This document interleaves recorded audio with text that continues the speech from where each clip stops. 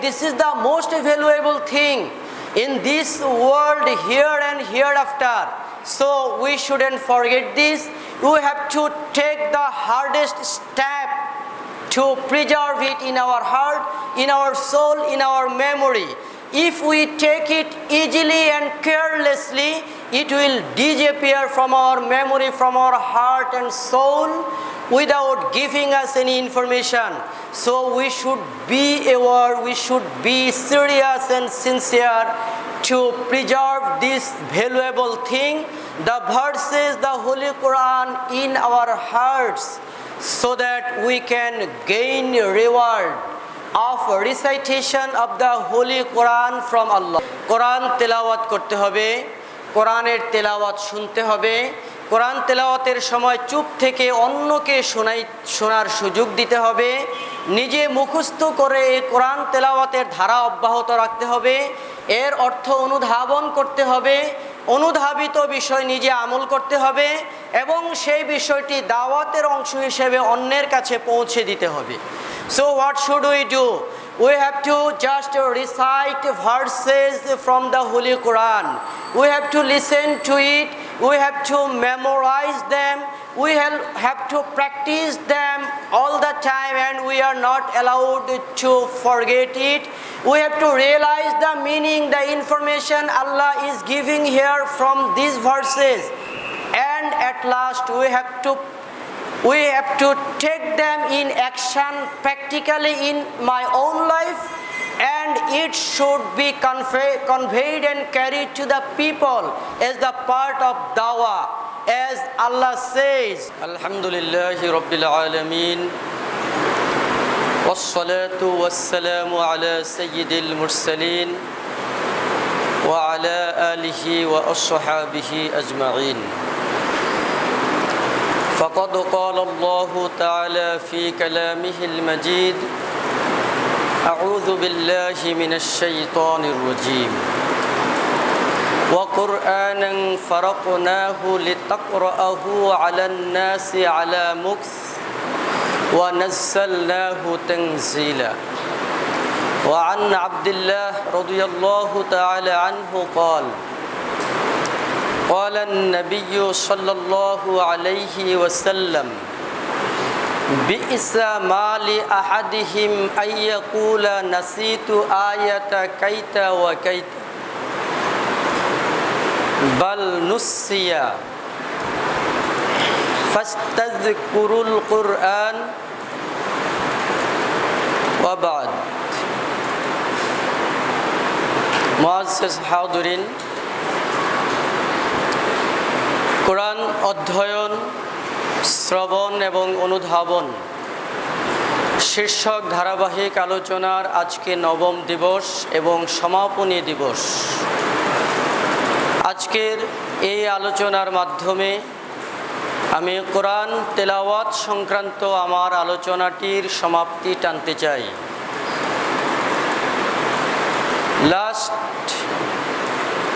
Some days I just continued my discussion on this thing, on a selected thing you enjoyed and you attended. But today, through this discussion, I would like to make the conclusion of this discussion today. And for this today, I've selected a verse from the Holy Quran, Surah Bani Israel. কোরআনের 17তম সূরা বানি ইসরাইল এর 106তম আয়াত আমি তেলাওয়াত করেছি। সাথে বুখারী শরীফ থেকে সংগৃহীত একখানা হাদিস আমি পাঠ করেছি। মুআজ্জাজ হাজিরিন, আজকের সমাপনী এই কথাতে কোরআন তেলাওয়াত সংক্রান্ত যেই বিষয়টিকে আমি কোরআন থেকে নিয়ে এসেছি সেটি হচ্ছে, আমি শুরু করেছিলাম আমাদের পিতা ইব্রাহিম আলাইহিস সালাম কাবা গৃহ নির্মাণকালীন সময়ে নির্মাণ করে আল্লাহ আজ্জা ওয়া জাল্লার কাছে একটি দোয়া করেছিলেন। বলেছিলেন, রব্বানা ওয়াবআস ফীহিম রাসূলাম মিনহুম। একজন রাসূলের দোয়া করেছিলেন, যেই রাসূলের বৈশিষ্ট্যটা প্রথমেই তিনি উল্লেখ করেছিলেন যে যেই রাসূল হচ্ছে তাদেরকে কোরআন তেলাওয়াত করে শোনাবে। ইয়াতলু আলাইহিম আয়াতি, আপনার কোরআনের আয়াতগুলো তেলাওয়াত করে শোনাবে এমন একজন রাসূল পাঠান। আল্লাহ পাঠিয়েছেন, আল্লাহ পাক পাঠিয়েছেন। সেই রাসূলকে পাঠিয়ে তাকে প্রথম ফরমান জারি করেছেন। গতকালকেই মাত্র আমি আলোচনা করেছি যে আল্লাহ পাক যে নির্দেশগুলো দিয়েছেন রাসূল নিজেই বলেছেন যে ইন্নামা উমিরতু আন আ'বুদা রাব্বা হাযিহিল বালদা। সেখানে আমি আয়াত বলেছি এবং সেখানে তিনি এই মর্মেও আদিষ্ট হয়েছিলেন যে আন আতলুয়াল কুরআন, এই কোরআন তিলাওয়াতের জন্য আদিষ্ট হয়েছেন। তাহলে সেই পিতা ইব্রাহিম আলাইহিস সালামের দোয়ার ধারাবাহিকতা চলমান। আল্লাহ পাক সেই কোরআনকে শোনার জন্য নির্দেশ করেছেন, কোরআন তেলাওয়াত করার জন্য নির্দেশ করেছেন, তেলাওয়াতকালীন সময়ে চুপ থাকার জন্য নির্দেশ করেছেন, জিনদের একটি দলের ঘটনা পর্যন্ত তিনি উল্লেখ করেছেন। এই বিষয়গুলো উদ্ধৃত হয়েছে। Everything I just described here in this arrangement and you listen to this. আজকে আমি সেটার সমাপনীতে যে কথাটি বলতে চাই সেটি হচ্ছে, এই কোরআনকে যদি আমরা সবসময় শুনতে চাই, সবসময় কোরআনকে পড়তে চাই, তাহলে আমাদেরকে যেই কাজটা করতে হবে সেই কাজটা হচ্ছে কোরআনের কিছু অংশ আমাদেরকে মুখস্থ করে ফেলতে হবে। এটা হচ্ছে this is the easiest way to practise this recitation, this practice of listening and reciting from the holy Quran. এটা হচ্ছে একেবারে সহজতম পন্থা। কেননা কোরআন কিছু মুখস্থ করে ফেলেছি, just this Quran is now available in my memory. Memory card আছে, নো প্রবলেম, আমরা জানি। অতএব মেমোরিতে সেভ করে নিয়েছি। এখন কোরআন আমার কাছে মোবাইল না থাকলেও সমস্যা নেই, কোরআনের কপি না থাকলেও সমস্যা নেই। এরকম কোরআনের সিটিং যদি আমার অ্যাটেন্ড করার সুযোগ না থাকে তাও সমস্যা নেই। যে কোনো সিচুয়েশনে আমি কোরআন মুখস্থ জানি, আমি পড়তে পারি। আমি বাসে উঠেছি, আমি এক জায়গায় ওয়েট করছি, আমার কাছে কিছু নেই, I have no instrument to practice recitation, to avail the opportunity of listening of the Quran. But what should I do? Just I will start reading, reciting from the memory as I have learned this. এটা হচ্ছে easiest way. অতএব কিছু আয়াত মুখস্থ করে নিতে হবে। এটা খুবই একটা সহজ পন্থা, শুধুমাত্র আমরা সিদ্ধান্ত নিলেই পারি। আমরা কেন পারবো না? এ কোরআন আল্লাহ পাক অনেক সহজ করে দিয়েছেন আমাদের জন্য। ওয়ালাকাদ ইয়াসসারনাল কুরআনা, আল্লাহ পাক বলেছেন সহজ করে দিয়েছে কোরআন।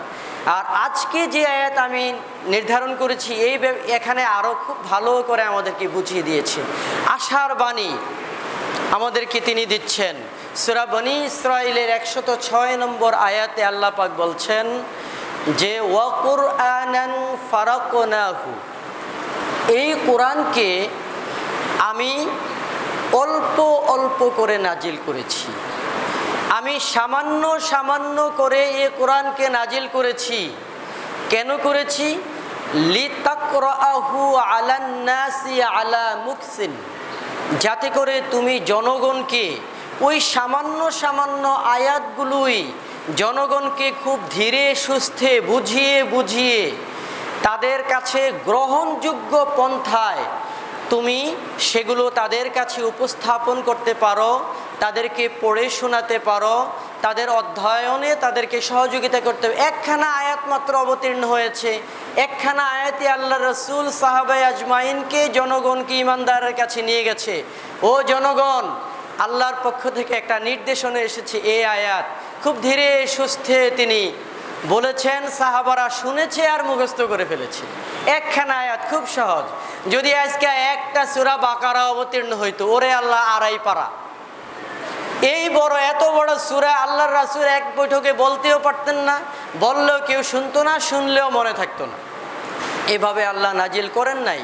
আল্লাহ পাকই বলেছেন যে লিতাকরাহু আলান নাসি আলা মুকসিন, ধীরে ধীরে তাদের কাছে হৃদয়গ্রাহী করে যাতে আপনি সেটাকে উপস্থাপন করতে পারেন, এই জন্যই এই কোরআনটাকে আমি এইভাবে নাজিল করেছি, just so that you can present it to the people, to the believers, to your companions in an easy way, so that it becomes easier to them to receive, so that they can learn them, memorize them very easily. I've just revealed this holy Quran leisurely, gradually and partly. আল্লাহ পাক এই কথাটা এখানে বলে দিয়েছেন এবং আবার বলেছেন ওয়া নাযালনাহু তানজিলা। আর এই কোরআনকে আমি বিভিন্ন ঘটনার প্রেক্ষিতে প্রাসঙ্গিকভাবে প্রয়োজনের আবশ্যকতায় আমি কোরআনকে নাজিল করেছি। At the same time Allah give the information, I've revealed these verses, this holy Quran, these chapters just to meet the necessity of the created situation, just according to the demand of the necessity, the things that have arrived. এই জিনিসগুলোকে solution করার জন্য তিনি নাজিল করেছেন। অতএব যেহেতু এইভাবে তিনি নাজিল করেছেন, সাহাবা কেরাম নাজিলের সাথে সাথে সেগুলোকে মুখস্থ করে ফেলেছেন, শিখে ফেলেছেন। কোরআন অবতীর্ণ শেষ আর এক একজন সাহাবীর হাফেজে কোরআন হওয়া শেষ। আলহামদুলিল্লাহ বলেন। এইভাবে কোরআন সাহাবাদের কাছে এসেছে আর তারা হাফেজে কোরআন হয়ে গেছে, কোরআন সংরক্ষণে কোনো সমস্যা হয় নাই। আমি কিন্তু কোরআনের একটি আয়াত করে কিন্তু নিয়েছি। আমি অনেক রেফারেন্স আপনাদের সামনে নিয়েও আসি নাই, যে অল্প অল্প করে আমি সেখানে দিব। কিন্তু সেই আয়াতগুলো অল্প অল্প করে উপস্থাপন করে মুখস্থ করে সেটা নিয়েছেন সাহাবায়ে কেরাম, শুধুমাত্র সেগুলিই পড়েছেন। মুখস্থ আছে, মেমোরি থেকে তারা আবৃত্তি করেছেন, তেলাওয়াত করেছেন। একই সাথে সাবধান করে দিয়েছেন, খুব সাবধানী বার্তা। আব্দুল্লাহ রাদিয়াল্লাহু থেকে বর্ণিত হাদিসে আল্লাহ রাসূল সেখানে বলছেন যে বিইসা মালি আহাদিহিম, তোমাদের মধ্য থেকে কিছু কিছু লোকের ব্যাপারে আমার খুব আফসোস হয়, অনেক বেশি পরিতাপের বিষয়। The things of repentance go to some people. কাদের জন্য সে কথা? তাদের কথা হচ্ছে যে আইয়াকুলা নাসিতু আয়াতা কাইতা ওয়া কাইতা। তোমাদের মধ্যে কিছু কিছু লোক আছে, যে লোক এসে বলে হায় আমি তো এই আয়াতটা ভুলে গেছি, হায় আমি তো ওই আয়াতটা ভুলে গেছি। যে এই কথা বলে কোরআন শেখার পর মুখস্থ করার পর বলে আয় হায় এখন তো এটা মনে নাই, আয় হায় এটা তো আমি ভুলে গেছি, এটা তো আমি মনে করতে পারছি না, I can't remember it, I forgotten it, so it has gone from my memory. You shouldn't say this. আল্লাহ রাসূল বলছেন তাদের জন্য খুবই পরিতাপের বিষয়, তাদের জন্য ধ্বংস। কারণ সাবধান করে দিয়েছেন যে এই কথাটা বলে যে নাসিতু আমি তো ভুলে গিয়েছি, আসলে সে ভুলে জানে। আল্লাহর রাসূল বলছেন বাল নুসিয়া, বরং তাকে ভুলিয়ে দেওয়া হয়েছে। এটা একটা কঠিন বিষয়, এটা নিজে নিজে মানুষ ভুলে যায় না। A man doesn't forget it spontaneously or by itself or automatically, but he makes it forget. তাকে ভুলিয়ে দেওয়া হয়। কেন তাকে ভুলিয়ে দেওয়া হবে? কোরআন মুখস্থ করেছে, তাকে আবার ভুলিয়ে দেওয়া হবে কেন? তার সাথে আবার কোরআনের কি শত্রুতা রয়েছে? কোরআন অত্যন্ত দামি জিনিস, খুব ভালোভাবে এটাকে সংরক্ষণ করতে হয়। আপনারা দেখবেন যে ব্যক্তি কলা বিক্রি করে সেই ব্যক্তি কিন্তু ভ্যানের উপরে নিয়ে কলা বিক্রি করছে, খুব বেশি দাম না। পুরা 1 ডজন কলা কিনে ফেলতে পারি আমরা 50 টাকা হলে, 40 টাকা হলে, 60 টাকা হলে, খুব বেশি দাম না। কিন্তু যে ব্যক্তি স্বর্ণ বিক্রি করে, আপনি দেখবেন স্বর্ণ কিভাবে বিক্রি করে, স্বর্ণকারের দোকানে যেয়ে গ্লাসের ভিতরে করে, কত সুরক্ষিতভাবে করে সেই স্বর্ণ। এবং দামি জিনিসগুলো অনেক সময় সিন্দুকের ভিতরেও রেখে দেয়। এবং জুয়েলারি শপটা যখন বন্ধ করে যায়, বাইতুল মোকাররমের জুয়েলারি মার্কেটে যায় দেখবেন কত দফা সিকিউরিটি সেখানে আছে। তারপরেও এক একটা জুয়েলারি দোকানের মধ্যে আমার মনে হয় 10, 12, 15, 20টা তালা লাগানো হয়। কত সিস্টেমে যে সেটার মধ্যে লক করা হয়। তার কারণ কি? এটা অনেক বেশি দামি দোকান, এটার অনেক বেশি সিকিউরিটি। আর ভ্যানওয়ালায় কিন্তু কলা ভ্যানের উপরে ওপেন বিক্রি করতেছে, যে ইচ্ছা আছে ধরছে। স্বর্ণের দোকানে যাইই ধরতে পারবেন না। তাহলে দামি জিনিস কোরআন, অতএব এটাকে সংরক্ষণও করতে হবে খুব কঠিনভাবে। আল্লাহর রাসূল বলছেন ফাস্তাযকুরুল কোরআন, অতএব তুমি কোরআনকে স্মরণ করতে থাকো। স্মরণ থেকে তুমি মুখস্থ করে ফেলছি, ওকে আমি কোরআন পারি, আমি হাফেজে কোরআন হয়ে গেছি, অতএব now I don't have anything to do, I don't have anything to continue it, to practise it, to recite it, now I am actionless. এই অবস্থায় কিন্তু থাকা যাবে না। এটাকে আল্লাহ বলছে যে এটাকে স্মরণের মধ্যে থাকো। কারণ কি? কারণ হচ্ছে যে ফাস্তাযকুরুল কোরআন, এটাকে স্মরণ করতেই থাকো। ফাইন্নাহু, এই বিষয়টার এই কোরআনের ব্যাপারে বলেছে যে ফাইন্নাহু আসাদ্দু, এই জিনিসটা হচ্ছে এমন একটি বিষয় যে একটা উটকে যখন আমরা উন্মুক্ত অবস্থায় রেখে দেই, যখন বেঁধে রাখি না, তখন ওই উন্মুক্ত বাঁধনমুক্ত একটা উট যেভাবে মালিকের অধীন অবস্থা থেকে সে উন্মুক্ত হয়ে যাওয়ার কারণে তার ইচ্ছা মতো যেখানে ইচ্ছা সেখানে সে চলে যায়, এবং চলে যেতে যেভাবে ক্ষণবিলম্ব ঘটে না, এই কোরআন মুখস্থ করার পর যদি আমি এভাবে চর্চার মধ্যে না রাখি, তাহলে ওই বাঁধন হারা উটের মতোই সে তার চেয়েও বেশি। আল্লাহর রাসূল বলছেন যে আসাদ্দু তাসাফফিয়াম মিন সুদুরির রিজালি মিনান নাওম, ওই বাঁধন হারা উন্মুক্ত উট যেইভাবে দ্রুত গতিতে হারিয়ে যায়, কোনো কোরআন মুখস্থকারী ব্যক্তির সুদূর থেকে বক্ষ থেকে ওই কোরআনটা তার চেয়েও বেশি দ্রুততার সাথে হারিয়ে যায়। তাহলে সেইটাকে উটকে ধরে রাখার জন্য আমাদের যেমনিভাবে অবশ্যই তাকে বেঁধে রাখতে হবে। কোনো বুদ্ধিমান উটের মালিক উটকে বাঁধন ছাড়া রাখবে না, বেঁধে রেখে, বেশি বুদ্ধিমান লোক বেঁধে রেখে, বেশি উট থাকলে আবার বেঁধেও রাখে, আবার একটা ঘরের মধ্যেও রাখে, আবার পাহারার ব্যবস্থাও করে। বেশি বুদ্ধিমান লোক এরকম কাজ করে। অতএব সে বুঝে আমার উটকে উন্মুক্ত রেখে দিয়ে রক্ষা করা সম্ভব না। যদি তাই হয়ে থাকে, আল্লাহ রাসূল বলেছেন কোরআনকে রক্ষা করা তার চেয়েও কঠিন। বলছে আসাদ্দু তাসাফফিয়া মিন সুদুরির রিজালি মিনান নাওম, তার চেয়েও বেশি কঠিন এ কোরআনকে সংরক্ষণ করা। অতএব কোরআন কিন্তু আমরা সবাই মুখস্থ কম বেশি জানি, তার কারণ আমরা সালাত আদায়কারী, আমরা কোরআন অবশ্যই মুখস্থ করেছি। আপনি দেখেন কোরআন মুখস্থ করার পর আমরা যেটাকে চর্চা করছি, যেটাকে আমরা স্মরণের মধ্যে রেখেছি, যেমন সালাতের মধ্যে সূরা ফাতিহা পড়ি, এমন কমন কিছু সূরা আমরা পড়ি।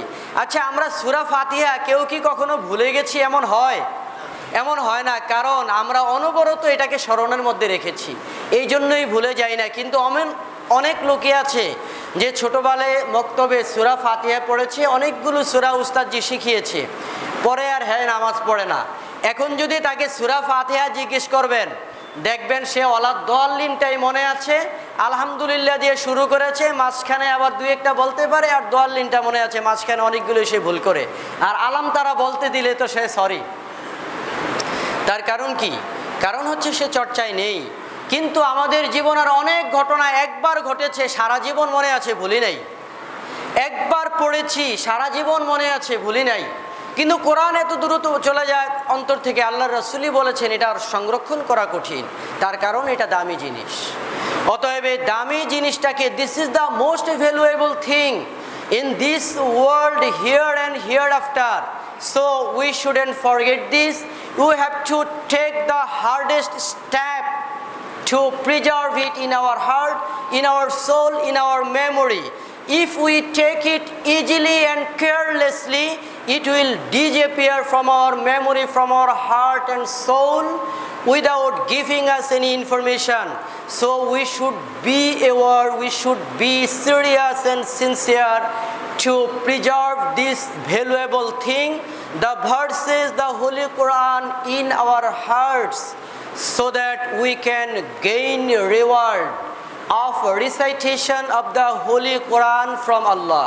আল্লাহ থেকে যদি আমরা এই কোরআন তেলাওয়াতের পুরস্কার পেতে চাই, এই কোরআনকে মুখস্থ করতে হবে, সব সময় স্মরণে রাখতে হবে, অন্যকে শোনাতে হবে, অন্যের তেলাওয়াত শুনতে হবে এবং চুপ থেকে অন্যকে শোনার সুযোগ দিতে হবে। এই তেলাওয়াতকে অনুধাবন করতে হবে, এই অনুধাবিত বিষয়টি অন্যের কাছে নিয়ে যেতে হবে। সবগুলো বিষয় কিন্তু আলোচনা করা হয়েছে। So what should we do? We have to just recite verses from the Holy Quran. We have to listen to it. We have to memorize them. We have to practice them all the time, and we are not allowed to forget it. We have to realize the meaning, the information Allah is giving here from these verses. And at last we have to take them in action practically in my own life, and it should be conveyed and carried to the people as the part of dawah. As Allah says, যে তুমি যাই জানো তাই যেহেতু দাওয়াতের কাজ সবসময় আমাকে করতে হবে, তাহলে এই জিনিসগুলো আমাকে করতে হবে। সম্মানিত উপস্থিতি, আলোচনা দীর্ঘায়িত হয়ে যাচ্ছে, আমি সমাপনী কথাটা কয়েক মিনিট দীর্ঘায়িত করেই ফেললাম। অতএব এই তেলাওয়াতের আজকের কনক্লুশনে আমরা যেই বিষয়টা জানলাম, সেই বিষয়টা হচ্ছে আমরা খুব গুনে গুনে সেই বিষয়গুলোকে আমাকে করতে হবে। সেই বিষয় হচ্ছে কোরআন তেলাওয়াত করতে হবে, কোরআনের তেলাওয়াত শুনতে হবে, কোরআন তেলাওয়াতের সময় চুপ থেকে অন্যকে শোনার সুযোগ দিতে হবে, নিজে মুখস্থ করে এই কোরআন তেলাওয়াতের ধারা অব্যাহত রাখতে হবে, এর অর্থ অনুধাবন করতে হবে, অনুধাবিত বিষয় নিজে আমল করতে হবে এবং সেই বিষয়টি দাওয়াতের অংশ হিসেবে অন্যের কাছে পৌঁছে দিতে হবে। এই সবগুলো জিনিসই ছিল আমার এই এতদিনের ধারাবাহিক আলোচনার সামারি। সুতরাং এই সবগুলো জিনিস যদি আমরা মেনে গুনে করতে পারি, তাহলে এই আলোচনা সার্থকতা পাবে এবং আমাদের জীবনটি কোরআনের আলোয় উদ্ভাসিত হয়ে উঠবে এবং আল্লাহ পাকের অবারিত রহমত দ্বারা আমরা দুনিয়ার জীবনের সমূহ সফলতার মাধ্যমে আমরা সেই সফলতাকে অব্যাহত রেখে আমাদের আলটিমেট গোল জান্নাত পর্যন্ত আল্লাহ পাক আমাদেরকে পৌঁছে দিক। সবাই জোরে বলেন আমিন। ওয়া আখিরু দাওয়ানা আলহামদুলিল্লাহ।